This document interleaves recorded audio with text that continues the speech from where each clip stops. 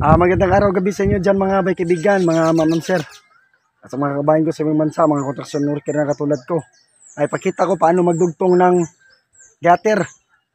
No, pakita ko paano magdugtong ng gutter para hindi talaga siya lumusot yung tubig. Ito yung gutter na ilalagay namin.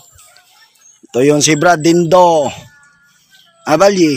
No, ito yun. Ito yung partner ko dito. Yung gumagawa dito sa bahay na dalawa lang kami. Simula una hanggang nagtrasis, nagawa ng sukalo, tsaka dito nagbobong. No. Ito yung ano namin, didugtong namin ya. Didugtong namin. No. Kasi ito siya sa baba, siya babae at sa lalaki na to. Titingnan mo to kung saan siya pwede. Ito ba itaas, kung ano ba siya, yung sukat ba siya, o ito ba nasa baba. Ito yung ipapasok namin sa ilalim.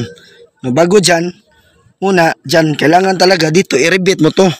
I-rebit mo to kasi pag malakas yung ulan talaga, pag maraming tubig, bababa to siya kung hindi mo i-rebit. Kailangan naka-rebit to. No? Ganyan lang. Tapos bago mo dyan i-rebit, kailangan gamitan mo siya ng silan. Ito yung silan natin. So yung brand ng silan natin, baka naman, Prosil. Ito yung ginagamit karamihan. Dito. Dito ka sa ilalim maglagay ng silan. Dito sa ilalim. Dito. Sa ilalim ng gutter. Yan. Lalagyan mo yan. Ganyan. I-atras mo, Brad. Atras mo, Brad. Para, Brad. Dito Yan, Ganyan mo.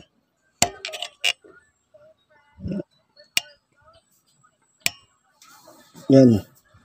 Lagyan mo. Yan. Tapos siyempre, pagkatapos yan, pasok na. Pasok mo, Brad. Yun. Hop. Okay. Yun na. Ganyan yun. Siyempre, mayroon ng silan yun sa ilalim, di ba? Ganyan. Bagos, riribitan mo dun sa ilalim din. Ganyan lang. Bababa ako kasi ribitan natin. Dito nga na nilagyan ko ng silan. No? Tapos, riribit natin. Dito, kailangan i-rebit mo talaga dito. Para pag malaki yung buhos ng ulan, hindi ito ibababa.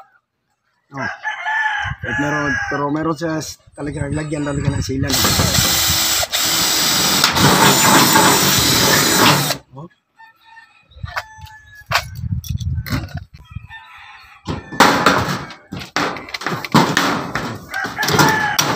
Yan.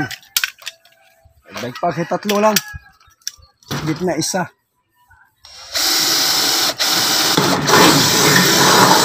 Gilid.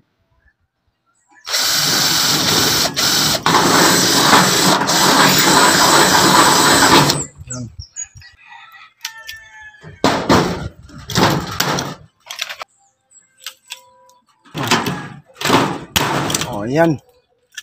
Ayan lang. Tapos dito rebit. Tapos dito rebit naman dalawa. Dito dalawa. Dito dalawa. Dito naman din dalawa. Ganyan lang. Okay. Ito na yon. Yan.